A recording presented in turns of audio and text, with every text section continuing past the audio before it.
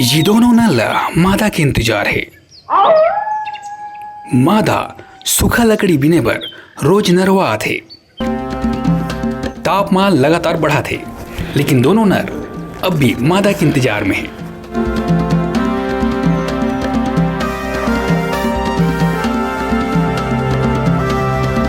दोनों नर सूर्य के तेज धूप में बैठे हैं ताकि शरीर से भरपूर पसीना निकले।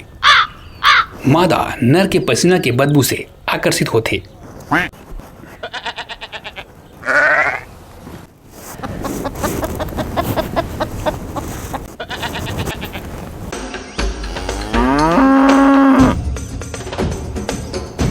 मादा के इंतजार में दोनों नर माखुर खावा थे। देखो कहाँ से आ, चुपचाप बैठना। देखो वाला चुप करा था जी।